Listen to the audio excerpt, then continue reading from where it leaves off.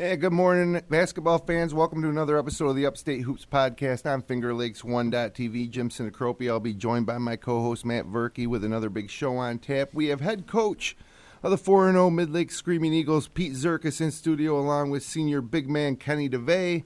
We'll recap all the week's action in the Wayne Finger Lakes leagues and reveal our updated Girls Super 6 and FL1 Sports Power Rankings. Straight ahead, it's the Upstate Hoops Podcast.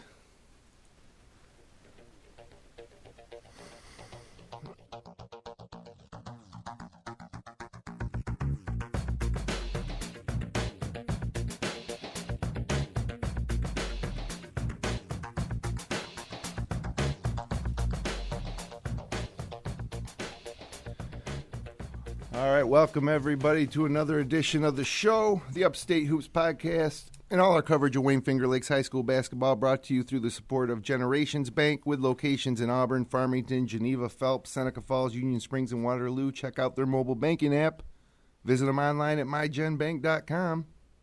And by FLCC, thinking about life after high school, get your degree at Finger Lakes Community College. And by Dr. Rod Littlejohn, delivering over 30 years of smiles with style. So, Verk, welcome back into the studio this morning. How you doing? Good. Good morning. You have a little calf injury? Yeah, missed the big race yesterday with a calf strain. You might be getting too old to play with the young guys all the time. You play over at a league in Newark, right? I do. Usually on Sundays we had a bye today, but yesterday I just heard it playing pickup. So, yeah, it might be time to retire. Hang them up.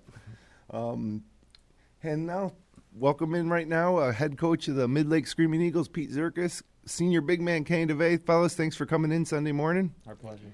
And congratulations on the nice start. Thank you. Now, we had you guys scheduled before Friday's night's win when you went into Penn Yan and came out of there with a 2-point win. Penn Yan, pretty tough team, and is a team that Kenny, you've been on the team now, varsity for 3 years, is it? This is your third year varsity? Past couple of years towards the bottom of the FL East. This year, totally different story now. Is it exciting to get off to such a good start? Feels great. And does it, heading into the season, did you guys know that maybe this team was, and the past couple of years, the team wasn't probably as bad as the record indicates. It's a tough league, and last year especially, you guys lost a lot of close games. But last 2 years, last place in the FL East. Right now, you guys are tied for first with Minders coming in on Tuesday. Kenny, is it something that you're surprised about, or did you, in practice this year, say, you know what, this team is different? Well, we always thought that we were going to be different, and we always said this team was going to be different than all the other teams. And a couple major additions to the team. Coach, you got Bryce Burry, sophomore point guard, making an impact, and then you get Carswell from your buddy Zach Young over at Lions. Darren Carswell, who's pulling down rebounds for you, and pretty nice couple of pickups there to add to the roster. Yeah, Darren's just a really great leader too. He's one of our best defenders. He really helped us with the demi kit on Tuesday, and then he took turns with Stape, and then Bryce is just. He's really talented. Mm-hmm. Smart, heady player. Always, coming over, asking, "What do I think about this?" Or asking what he wants. What do we want to run here? And this was Friday was the first game that we actually had some foul trouble with Bryce. He picked up 3 in the second, and he had to play kind of smart, and he didn't pick up his fourth till about 2 minutes left in the fourth. So it was our first kind of adversity without Bryce, but I was really happy with the way the kids picked it up. So. Yeah, and Carswell, like you said, he's went to Glens Falls last year. He was on a state Final Four team, and I remember last year he was always being put on the team's best offensive player. Is that something that you're doing too? Is he one of your better defenders? Well, we actually have another sophomore, Trevor Milliman, who's another one of our starters right now. But he's been doing a really nice job, and when he's out, then we kind of flip-flop him and Darren, and it kind of helps us give those extra fouls, plus it gives them each a break on those tough guys. Yeah, I mentioned the guys I mentioned so far, but there's also a lot of other key contributors. Hoover, another senior big man. You seem to work well with him, Kenny, passing high post, low post, and he's a good shot blocker, rebounder. Matt LaPaglia, better known for making long putts, and he also can make threes. Yep. And trying to think of some of the other guys. Anybody else you want to mention on that team? It's a good group effort. I mean, we have a couple guys that had to play some big minutes when Bryce got hurt. We had John Salati and Sean Tillman, who are both juniors, and then it's just a good group of kids. Even the kids that don't play that much in practice, we only have 11 guys, so they're all impact in practice. So. Absolutely. Well, B2, right? Class or B1? We're B1 this year, yeah. Along with Palmac, the whole league, Newark, pretty much the whole league except for Minders, Geneva, and Wayne. Yeah, Geneva and Wayne being the A schools. So, if you guys, it's really early in the season, but excited to think that maybe this team could make a sectional run too.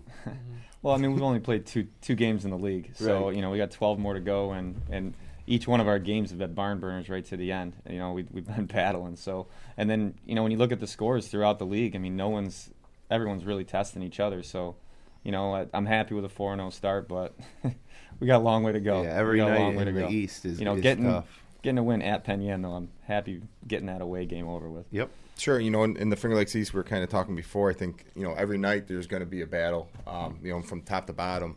And, still, even though we're a couple games in, I don't think that, Minders 2-0, Palmac 2-0, Midlakes 2-0. Obviously, that's a great start, but you never know. Obviously, winning on the road is going to be huge, and going to Penn Yan is always a big win. But you get Minders at home, obviously a big game, and we were talking kind of Minders is at Midlakes at Palmac this year, so they could go from 2-0 to 2-2. You never know. I think that's what makes the East kind of special this year. Is we kind of thought Midlakes was going to be up a little bit this year, and they've even proven to be better than we thought, I think. And a team like Wayne, who we thought was going to be a little down, they seem to have some young kids stepping up for them this year. So the East should be very fun. I see the league winner in that league having 2, 3, 4 losses possibly, and should be fun all year long. Yeah, if I could pull up the league standings right here.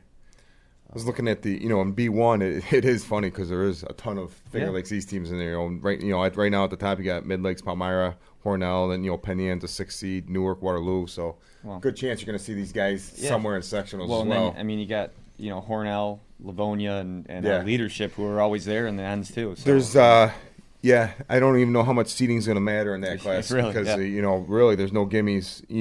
Bass down a little bit, but 1 through 9 it's going to be a battle. Then that'll be a fun time come sectional play also. Yeah, and looking at the standings, Minders comes up with a big win on Friday night over Newark, so they're 2-0 along with Midlakes and Palmac, and Tuesday Minders plays Midlakes. Friday, Minders plays Palmac. As you mentioned, Wayne seems to be a little better than we thought. And seeing Penn Yan play in Newark last Tuesday, they're a very good team. They're deep and athletic and run the floor and they'll press you, and they got some shooters.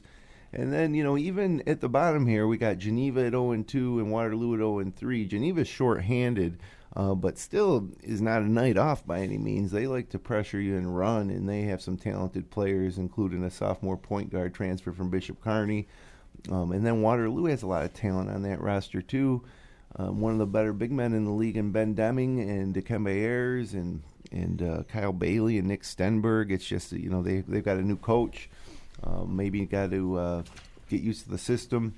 But, there's certainly not a night off in the Finger Lakes East. That's for sure. And while we're on the East, let me kind of run through the results this week. In the East, you had Palmyra barely beat Wayne 54-51 behind 13 points from Hunter Vandervelde. And then you had the game that was on Finger Lakes One Sports, Newark 63, Penn Yan 58, another close decision. Dillon State 22 for Penn Yan. And Taylor Clements kind of had a coming-out party, Verk, in that game. 17 points, 8 rebounds, 3 blocks. And what impressed me with Clements was his ability to catch the ball in traffic and score it with 3 guys around him, and then step out, hit a couple baseline jumpers. Kid's only a sophomore, 6'7". The future is certainly bright for Newark.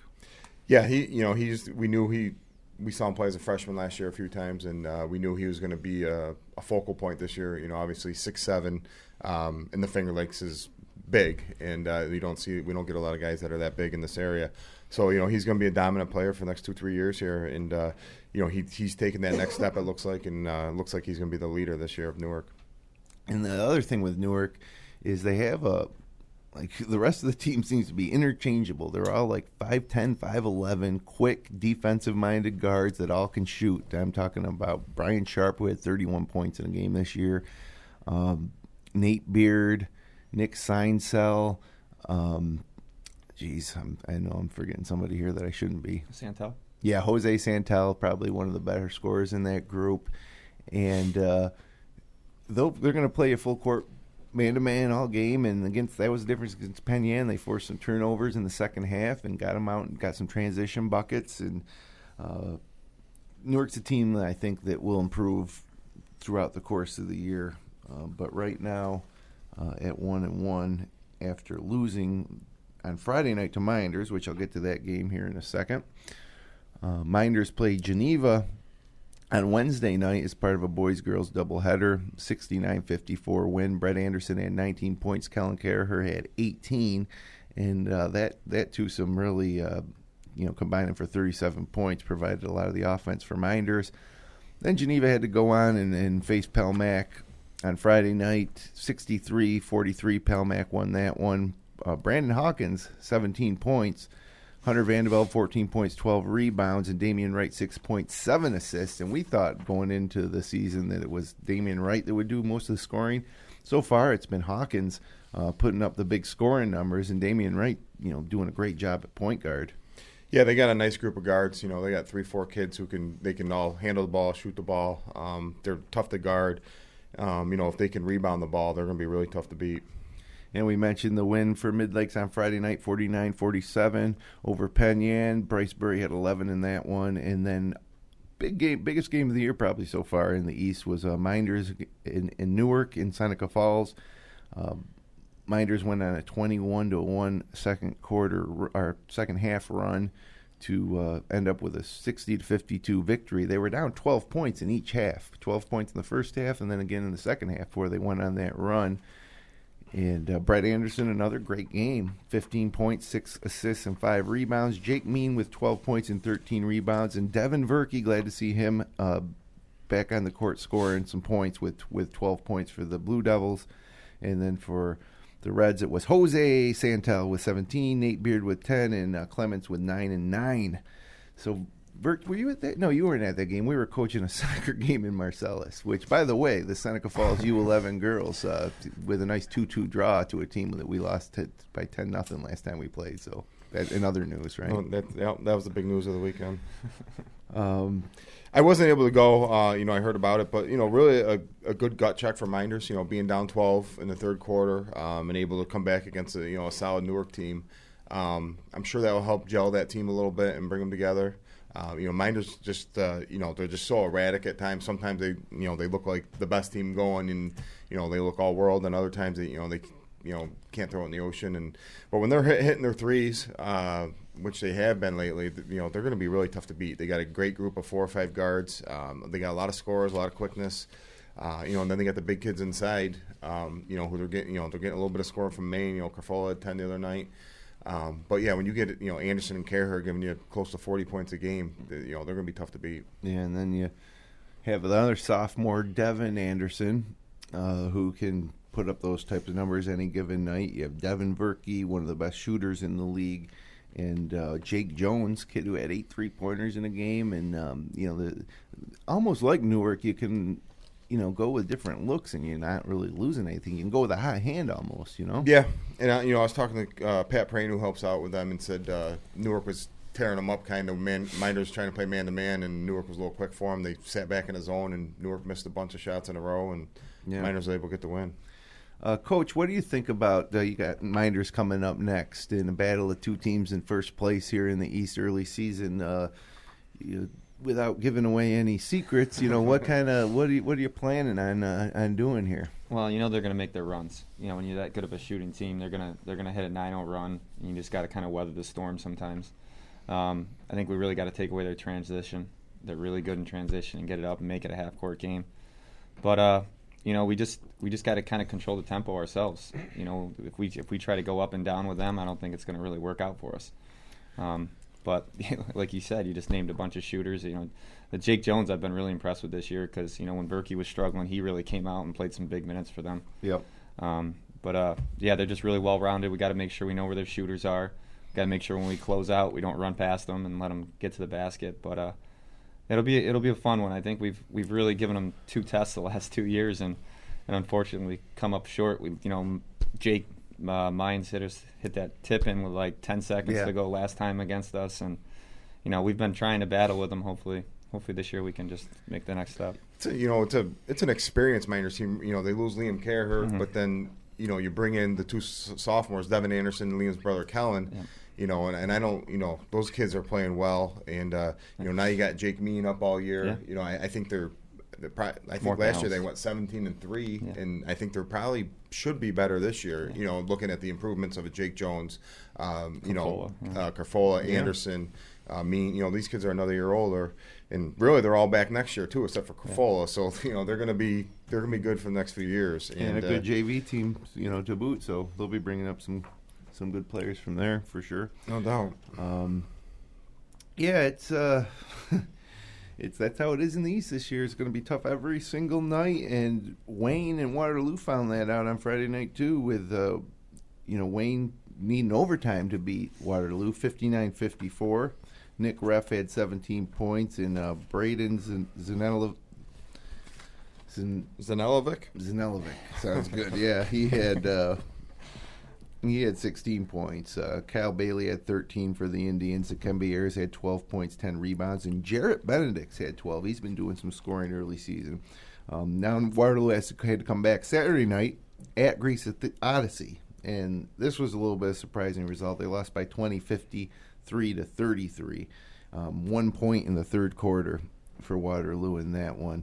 So, that rounds out pretty much all the action in the East, and we had the standings up there a little bit, but just a couple weeks in, you could go from first to worst in this league in a matter of a week or two if you're not careful. So let's see here. And who's your second game this week? Geneva. Geneva at Geneva. Gotcha. Let's take a look quickly now at the Finger Lakes West action this week. We had Bloomfield beating HAC 63-37, behind 16 points from Hayden Ward. Evan Weaver 16 points, 15 rebounds in the losing effort. Dundee over Red Jacket 70-53. Bobby Strait 16 points. Jordan Conyers 15 points, 8 rebounds. RJ Sheets 18 points, 5 rebounds. He plays for Red Jacket, and his first name's RJ. So good for him. The Honeoye Bulldogs are kind of resurgent. They haven't been making too much noise since Ben Kratsley graduated. They put up 84 points against Romulus, 84-57. John Marble had 19 points. Jake Saladay had 17. South Seneca dropped one to Marcus Whitman, 66-54. Lincoln Bachman Low, 17 points. Devin Rogers, 12. John Donovan, 15 points, 5 assists, 5 steals. And Nick Young, 12 points, 7 rebounds, 5 assists for the Wildcats. Then South Seneca came back and beat HAC 60-34 for their first win of the year.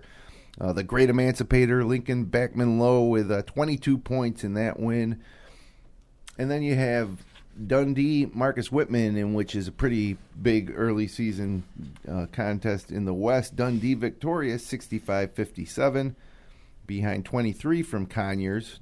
Dundee going 22 of 28 from the free throw line that game. The big men for Whitman, Brad Stone 13 and Gavin Mikomiski 11 in the loss there. And then Naples keeps rolling, 75-48 over Romulus. Zach Dormer had 22 points.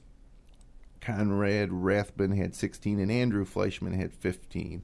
Red Jacket and then travels to Honeoye. Honeoye gets the win in overtime, 71-66. To move Honeoye to 3-1. John Marble with 23 points, 6 assists. Cole Loomis with 22 points, 12 rebounds. Dan Colasurdo, 30 points for Red Jacket.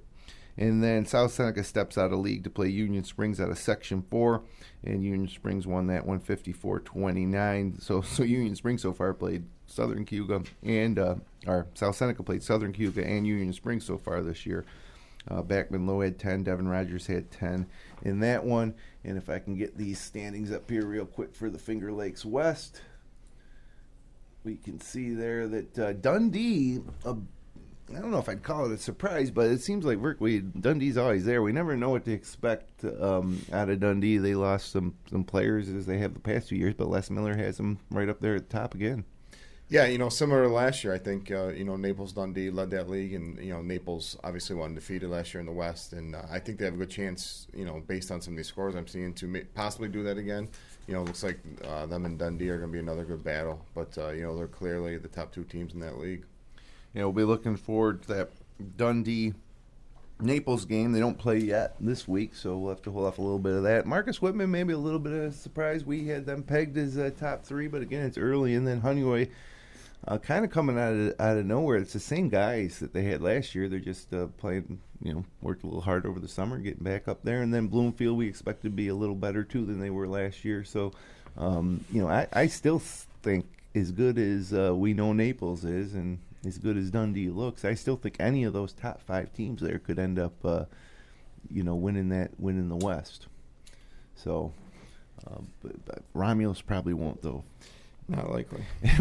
And Coach Joe Peisnack, though, they has shown some improvement down there. You can just see they're scoring a lot more than they have in the past couple of years. Yeah, it's his first year. It's gonna take a bit. You're inheriting a team that hasn't won in 3 years, going on 4 years now. So, he just needs to get in there and work, get some of these younger kids up to par.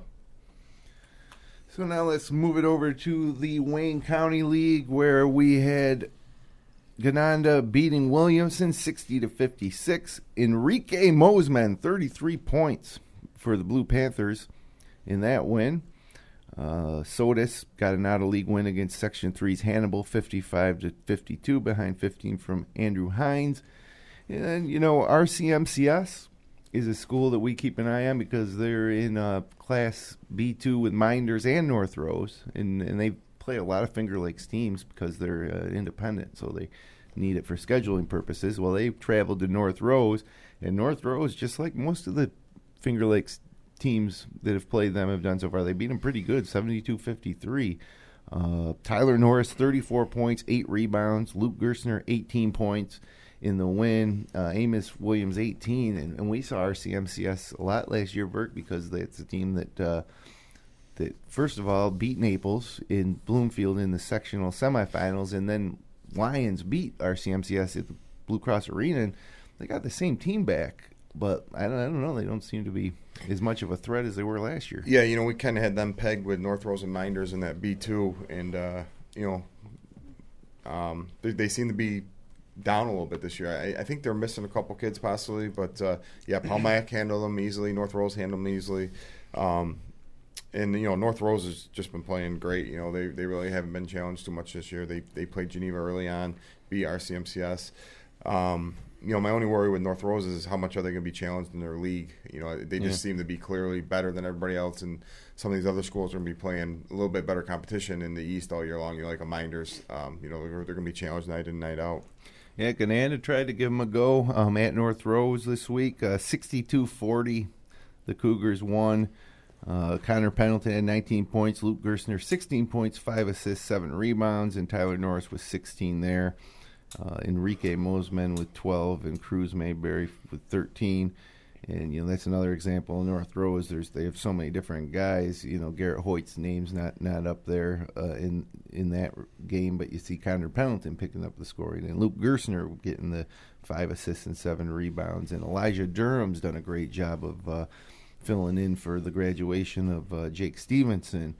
So, yeah, they're definitely the class of the league, and maybe the class of the Wayne Finger Lakes. We'll find out in our power rankings coming up at the end of the show. Tough loss for the Lions. After so much success last year and so many departures, Zach Young's trying to get this young team to start winning some ball games, and They took Sodas to overtime on the road, came up short. Sodas gets a 58-56 win, 18 points for Andrew Hines there. Andrew Van Buskirk, good to see him break out of his mini scoring slump early in the season. He had 16 in that one. And then East Rochester, I don't know if we want to call them a surprise, but maybe off to a little bit of a hotter start than we thought. They hosted Red Creek this week and won 65-48. Keith Butler with 23 points. Nick Klein had 22 for Red Creek. Williamson defeated Marion 57-36. Alex Stoyers had 16 and Jack Devendorf had 13. And then Clyde Savannah, because Williamson's been looking decent this year, but Clyde Savannah picks up a 69-44 victory on the road, thanks to 13 points and 12 rebounds from Jarrett Murray. And then Red Creek hosted Gananda 62-55. Willie Meyer, 24 points, 14 rebounds, and a half-court shot. I don't know if any of you guys saw that on Finger Lakes one, but we had the video up there to end the first half. He canned one from beyond the half-point line. Nick Klein, 21 points, 6 assists, and 5 rebounds. And for Gananda, Enrique Mosman with 18. Lions defeated Marion, got that first win, 73-41. Justice Smith with 13, Jordan Amel with 12, Ben Rockefeller with 11, and Michael Sullivan with 10. For Marion, it was Rodney DeLizer with 20 points. And then East Rochester had a tough game against Sodas, 63-56. They pulled out the win, 29 points from Keith Butler. Greg Coe had 15 for the Spartans. So let's take a look at how things are standing right now in Wayne County. And no surprise there with North Rose Wolcott. Really not much of a surprise with East Rochester. Going to look forward to that game. Clyde Savannah, after a 0-2 start, has gotten back to 2-2, and they're 2-1 in the league. Red Creek, despite losing Jake Slow, one of the Fab Five players last year, at 2-2. Nick Klein and Willie Meyer have those guys back, and really it's for a program that wasn't really known much for basketball, despite losing Slobe, they're still going to be a force to contend with in Wayne County. Gananda looks decent, Williamson looks decent, Sodas looks decent, and Lions a lot better than that 1-3 record. I think that'll be a team that gets better as the year goes on too. And Zach talked to Zach quite a bit, and I told him, look, you guys can win sectionals. Even that's kind of how it works. Everybody's in, so it doesn't really matter if you just keep on improving. Justice Smith, Jordan Amel, Adam Van Buskirk. Yeah, he's obviously suffered some big losses, graduation, and losing a few kids he thought he was going to have this year. But by the end of the year, he's going to have a team. He's going to be able to put 5 players out there that can get the job done, I would think. He's get some of these younger kids. As the season progresses, they're going to get better and better. And you never know. Anybody's capable of making that run. You guys played Lions, Coach, in the NYCC Tip-Off Classic this year, and that was the first win. What's your take on the Lions? And we focus on them because, last year they went to Glens Falls State Final Four, now it's just a different team. It's kind of interesting to see, how Coach Young is going to replace all that scoring from Damon Hunter. So what's your take on the Lions? Well, it was a tough game. Yeah. Oh, yeah. And our free throws percentage didn't help much that game. I think we were 12 of 30 or something like that from the foul line. But, Zach's a great coach. He's going to get his kids to play as hard as he can. I think that Van Buskirk kid is really going to kind of be an X factor. Mm-hmm. I think for them to win their games, he's going to have a good game. I think Justice Smith's going to always put up points for them. He's pretty talented. And, the Amal kid's going to score about 10 a game with a bunch of rebounds because he's got the size. But, when you got a guy like 6'7", that's going to help equalize some things in their league. And then, but the Van Buskirk kid, I think he's going to kind of – I know Zach was saying that, he's got to take a lot of the pressure being the upperclassman and the guy that was there last year. But I think Zach they'll be good. Zach's going to focus on skills and get them better throughout the season. But like you said, he's going to get them better in their league, but then get them ready for sectionals. Yeah, and Van Buskirk's a guy that we know can hit the big shots because we saw him do it last year on big stages. So yeah, I'm not saying Lions has a team that's going to contend with North Rose for Wayne County this year, but I think by the end of the year, when you get into sectionals in C2, I think, right? Correct. Hey, anything is possible. Anything is possible. So, well, Virk, what do you think? Players of the week? Sure. Who do you got this week? I got Gordon Conyers from Dundee. 23 points versus Marcus Whitman, 15 points, 8 rebounds, 5 blocks versus Red Jacket. And, the big thing is they remain undefeated. Yeah, and I went with Brett Anderson for Minders. 15.6 assists, 5 rebounds versus Newark in the big win, then 19 versus Geneva. And we usually, there's a lot of good individual performances this week. Kenny, you had a really nice one. 27 points, and how many rebounds was it? 10 or so. Yeah, pretty heady stuff there. Yep. And it's, I don't know what you had the second game. 16. 16. Oh, see, if we knew that, maybe we would have given him the player. They didn't list you. They didn't list your scoring. Brett's a pretty good player too. Yeah, well, I was impressed. We like to give the players of the week to guys that win, unless they have whose teams have won that week, unless they have a really good individual performance. Maybe like Enrique Mosman's 33 this week for Gananda, but. I was really impressed with Brett Anderson because in a team that has a lot of moving parts, he seems to be the consistent one that's always going to be their man in the point, and really unassuming, goes about his business. He can make mid-range jumpers. He can run in transition, and he really does a little bit of it all. And I was really impressed with him in both games this week. Yeah, that's the thing with Minders. They only start one senior, but their juniors are. Brett's been up since he's a freshman, so this is his third year playing, getting significant time. Devin Verkey's been up for 3 years, although he's only a junior. And Carfol's been around. Maine was up last year as a sophomore, so. Although they're mostly juniors and a couple sophomores, they're pretty well experienced. And Brett's a kid who just goes out and he works hard every game. Doesn't necessarily get a lot of the notoriety or maybe some of the hype that some of these other kids do. But, he's a great athlete, great soccer player. And, he's been really pretty consistent all year for Minders. Can't argue with you there. Big news in girls basketball this week. Geneva squaring off against Minders. Coach Jerry Anderson hasn't beaten Ed Collins Panthers since he took over the program, despite winning the sectional title last year. So this was the year that we kind of thought that, Geneva losing Mia Morrison, that we thought that, that might happen, but it didn't. And really the Lady Panthers in that win over Geneva kind of sending a shout out to the rest of the Finger Lakes East that they're right up there as good as they have been, in the past. It's them and Wayne again, it looks like, early, unless... Yeah, and I wouldn't count Minders out yet. They came back and beat Newark, who's usually a pretty solid team. And Minders kind of did that last year with Geneva. They got hammered one game and played them really tough the next. And I think, Minders has taken their lumps in the league over the past few years and on the girls' side. And, I think this year they're going to be towards that top 2-3 team still in the East. And, Geneva, Coach Collins does a great job. Wayne's always very good in girls basketball. It's a tough girls league. Midlakes has Sid Jones. Palmyra was really good last year. There's a lot of good players. You see a lot of D2 kids coming out of the league. And, Waterloo's had some great teams over the past 3-4 years. So it's a very, very competitive girls league. And, you saw, I think Minders was 3-15 the one year they went to the sectional finals. Yeah. Last year, I think they had 5 or 6 wins, and they went to the state qualifier. So that tells you how good the league is. Absolutely. And when Minders, this year, things, they're up to B2 this year, so maybe a little bit tougher. But, I still expect big things from this Minders girls team. Big win, too, for the girls against Aquinas. Yes, and, and I think the big difference was, against Aquinas, the Tilton girl made 5 threes. Heidi Miller stepped out, hit 2. That's just sometimes how it goes. Against Geneva, they couldn't make anything, obviously, and kind of clogged up the middle for them when you can't hit from the outside.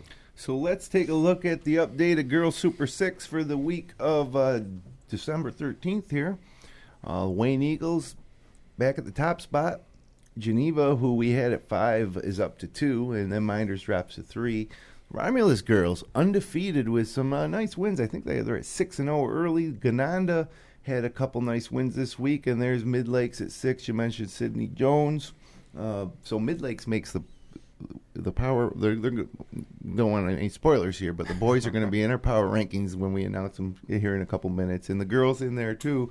And Finger Lakes East dominated. It's tough for a D school like Romulus to tell how they would do against these other teams, but Damon Nicholson's program at Romulus. Yeah, I think Romulus, over the last couple of years could have played in the East and done pretty well. I don't think that this year's team's as good as they've been. Obviously, you lose a couple key cogs in that the state champion team that went to the States, but they're always tough. And South Seneca's going to be good in the West too, I believe. But Midlakes and Gannett, all those schools are making nice runs early here. Yeah, South Seneca first team out there. We don't list the also receiving votes, but South Seneca would be 7th if it was a top 10, but it's a top 6. So. Now things are really starting to get interesting here, and the voting for the power rankings has some wide variety, and so let's pull that up right now, ready to release the updated top 10 for the week. And Clyde moving back in at 10, Wayne moving into the top 10 at number 9, East Rochester moving up a spot to 8, Dundee moving up a spot to 7. Naples holding strong at 6. Newark drops from 4 to 5, and they're replaced by Midlakes, who jumped up from 7. That big win on the road at Penn Yan. And then the top 3 stays the same: Minders, Pelmac, North Rose, Wolcott. Any disagreements here when you're looking at this top 10 this week? I think North Rose could easily be 1. That would be my only gripe with everything there. They've been impressive. It's just going to be hard to tell because I think they're going to kind of breeze here through Wayne County going forward. You never know. ER is going to be a tough game for them. And like you said, you never know, obviously, on a given night. But I think North Rose is as good as anybody in the East this year. Yeah, it's too bad we didn't have that crossover game. We had North Rose playing in Geneva at NYCC, which they took care of them pretty handily. But North Rose at Lions Thursday. That's a game that'll be on FL1 Sports Live. And Verk, I'm calling it right now. I'm calling Upset City. I'm calling upset at the Atwood Thursday night. Justice Smith, 27 points. Jordan Amel, 15. It's a small court. It's hot in there. You ever played in the Atwood, guys, at Midlakes? You ever make that trip? I know Lions played at your home court last year. Yeah, the game at the Chiropractic College was kind of our away game with them this year. Right. Oh, so it was a home away deal. Yeah, we gotcha. kind of split with them. So they're still coming to play you? You got them again? No. We just played them once this year. But our JV's actually going to be going there. Mm-hmm. So they'll have a nice little trip. It is one of the most unique venues in the Wayne Finger Lakes. It's a small court. They have a dotted line of a couple feet in from the sideline that you can't cross if you're a defender on an inbounds it's pass. Like that old Newark court that they have. Yeah, it really is old school. And it gets really hot in there, like really hot, like 90-something degrees in there during the game. It's crazy. Yeah. It's a good home court. And, I think, you talk about Newark, I think, their old court, they used to call it the Pit. I think with some of these newer courts like Waterloo, you kind of lose that home court advantage a little bit. Where I used to love playing at Waterloo, and when they had the balcony up above, and it was a great place to play. Now, it's so big, it's beautiful, but I think it's quiet though. Doesn't feel as packed. Yeah. The only times I've really seen that be a great atmosphere in Waterloo is when they host the sectional semifinals. Like there was a Clyde Lions game there a few years ago, and there was a Minders. Clyde was a big one too. And then last year, North Rose against Marcus Whitman, one of the best games I've seen. Mm-hmm. So there's the new power rankings. You'll see the little numbers on the Finger Lakes 1 reports of next to the teams' names. That's what it is. It's a power rankings. Take one last look at that here before we move on to the week ahead. And, those top 3 going to get sorted out a little bit. The top 2, with Miners and Pelmac, going to get sorted out a little bit. And the 4 with Midlakes, huge game for Midlake. Coach, will you say that's the biggest game in 3-4 years for you guys on Tuesday night? I'd say right now it probably is. Yeah. We played some pretty good sectional games the last couple of years. But for league-wise, for contention, I think that's a pretty big game. We always had a battle with Waterloo when Jeff was there because it was kind of his old place, so we always had some good games with them. But for actually meaning something, I would definitely say this is up there. Do you have any idea when the last time Midlakes won the Finger Lakes was? Well, I know in 2009 when it was still split. Okay. I know they beat out Penn Yan for the title. But, we don't really count those. But yeah, that's it. I mean, you didn't have Newark, kidding. you didn't have, and they lost a lot of those crossover games. They had a good team. They ended up winning sectionals that year, but I think that was the only title they had for league. Kenny, you excited for that game Tuesday night? Yeah. You know a lot of those kids from Minders, or you ever play like AAU ball with them? Or? I play AAU with like Devin Verkey, and I've seen Jake Main a lot.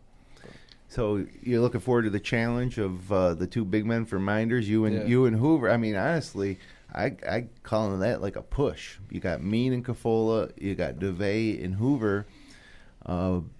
It's going to be a lot of fun. See what happens. You know, one thing I've seen with you guys, with you and Justin Hoover, is the ability for working together. A lot of backdoor cuts. When you have the ball up near the foul line, you're very dangerous. You can kick it out to one of the shooters, or you can find Hoover, making a backdoor cut, or you can shoot it yourself. So kind of a triple threat there for you. Is trying to figure out a question to ask you out of that, but who do you think you'll be guarding if you're playing any man-to-man? You going to be on Mean or Cafola? Cafola probably. Probably be on Cafola, and then Hoover will be on Mean? Probably Carswell. Oh, yeah, Carswell. Well, that's like, sometimes I forget about Carswell. That's a nice little tool for Coach Czerkas there to be able to employ. So, yeah, I'm excited, and we're going to be another great game on Tuesday night, Newark-Pelmac, and that's the game that's going to be on FL1 Sports. Brendan Harrington and Tony Robinson will call that one. But I almost wish we could send another team over to do that Minders Midlakes games too. So we'll be getting updates from that one that we'll share on the air during that live broadcast. So taking a look at the full week ahead here. Monday night, Penn Yan's at Hornell, and Romulus is at Port Byron.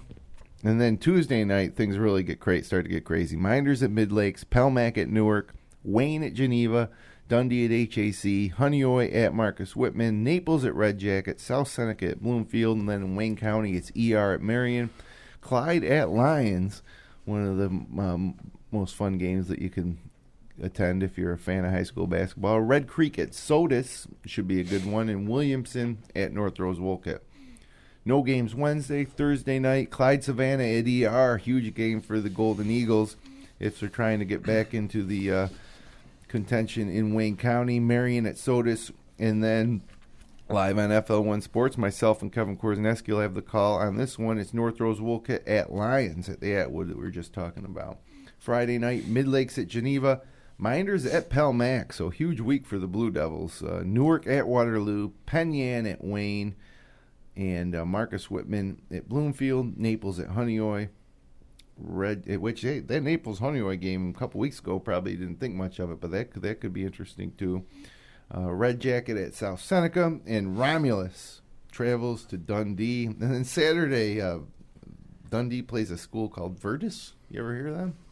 2:30. You guys all right? I thought it might have been a typo or something, but yeah, Virtus at Dundee at 2:30 on Saturday. So I have to call Les Miller and find out what the heck's going on with that one. So yeah, we're in full swing here. Kenny, you're a senior. What are your plans for after this year? Hopefully going to FLCC. Want to play basketball at FLCC? You play any other sports besides basketball? Volleyball. Oh, yeah, great volleyball program at Midlakes. And how about does a wrestling program, Midlakes has one of the best wrestling programs around. Does that take away from the basketball program, or are those kids basically at a very young age kind of? Well, it's funny because I work with Steve. Mm-hmm. We actually co-teach, and we kind of scout out the kids ahead of time. I got dibs on that one and kind of thing. But, size-wise, it's usually a little bit different. Those wrestlers are, short and stocky. And, they got a great program. They've actually gotten off to a better start than they thought. They got a, upset against Wayne, and then they ended up beating Newark, which was an upset for them, too. So they're off to a better start than Steve even thought they would. So. One thing Jim usually talks to that one guy in is, who's your favorite college basketball team? Oh, yeah, let's do some of those questions. Kenny, who's your favorite college basketball team? You like college basketball? I don't really keep up with it, but I like Syracuse. Okay, that's a good answer. Some kids come up here and say Duke, and I just don't understand. I have to explain them. I've had kids from Lions the hometown of Jim Boeheim, come into the studio and say that they like Duke. Talking about you, Derek Farah, and others. But, and I have to remind them, Jim Boeheim, you're from Jim Boeheim's hometown. How can you not be a Syracuse fan, But what are you going to do? How about any other sports? You follow NFL? Oh, yeah. I like the Bills. Yeah, well, big game today for the Bills. They're all big at this point. They really can't afford to lose another one. And what you like to do with your free time besides play basketball in the summer or anything else? Chill with my friends and mostly playing basketball. Now, you live in Clifton Springs or Phelps? Phelps. Yeah. How's the breakup of the team go in terms of who lives in Clifton Springs and who lives in Phelps? I mean, that's a Phelps-Clifton Springs. Most people live in Clifton, but most of them come to Phelps to play basketball at the community center. Right. Nice facility there. Right. All right. Well, guys, thanks for coming in. Probably won't be the last time we talk to you this year. Looking forward. Really excited to see the great start you're off to because, Kenny, I've been following you for the past couple of years. Think you're a great player. And, last year, like I said, I almost started to feel bad for you guys because you were right there in so many games. And so it's great to see you having this early season success, and I hope it continues, and hopefully we'll be seeing you at the big house at the end of the year. Be a tough one. Thank you. Thank you, though. All right, Verk, one more week here, and then it looks like we slow it down a little bit for Christmas break. We take 12 days off after that webcast in Lions before we come back on December 29th when Clyde visits Minders, which can I get the old upcoming webcast up here on the screen for us? Wait, what the heck is this? This is not correct. Sorry about that. That's old. Yeah, that is old. Let me try to refresh that, see if I can get it to come up. Yep, no, I guess I can tell you where our webcasts are coming up this week. Tuesday night, Palmac at Newark. Going to be a great game, great atmosphere in Newark. Huge game in the East. And then 2 nights later, it's Lions hosting North Rose Wolcott, so it'll be a great chance to take a look at the Cougars. And I've already called the upset. And look, I'm not I'm not afraid to call an upset. That would be a huge upset. I would say the line on that one probably, even though North Rose is on the road, is 15, Verk? 15? So yep. So that's a true upset. But I think the fans at the Atwood are going to come out. It's going to be hot. Justice Smith is going to grow his legend, the freshman, in the Hall of Justice. So definitely tune in, check out both those games, and should be another great week. So thanks for joining us for this Sunday morning edition of the Upstate Hoops Podcast on FingerLakes1.tv. Be sure to subscribe on YouTube, iTunes, and Stitcher.com. We'll be back here next Sunday, so check out the front page of FingerLakes1.com for a live webcast start time. Probably be 10 o'clock, but it's going to move sometimes to Sunday night, sometimes 9 a.m., sometimes 11 a.m. So check that out. And until then, for Matt Verke, for Coach Czerkas, and Kenny DeVay, I'm Jim Sinacropi. Have a good week, and have a great week, and good luck out there, everybody.